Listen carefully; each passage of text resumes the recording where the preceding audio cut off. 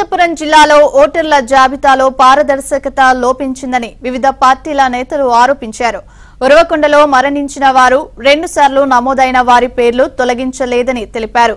తహసీల్దార్ కార్యాలయంలో ఓటర్ల జాబితాపై నిర్వహించిన సమావేశానికి రాజకీయ పార్టీల నేతలు హాజరయ్యారు.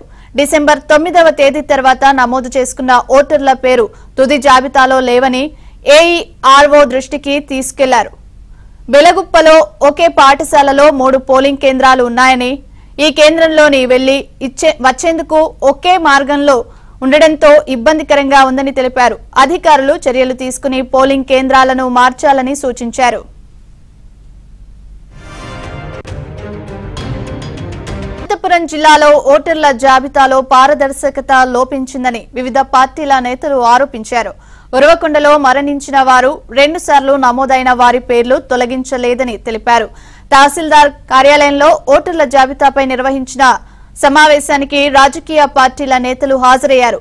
డిసెంబర్ 9వ తేదీ తర్వాత నమోదు చేసుకున్న ఓటర్ల పేరు తుది జాబితాలో లేవని ఏఈఆర్ఓ దృష్టికి తీసుకెళ్లారు. బెలగుప్పలో ఒకే పాఠశాలలో 3 పోలింగ్ కేంద్రాలు ఉన్నాయని, ఈ కేంద్రంలోని వెళ్లి వచ్చేందుకు ఒకే మార్గంలో ఉండడంతో ఇబ్బందికరంగా ఉందని తెలిపారు. అధికారులు చర్యలు తీసుకుని పోలింగ్ కేంద్రాలను మార్చాలని సూచించారు.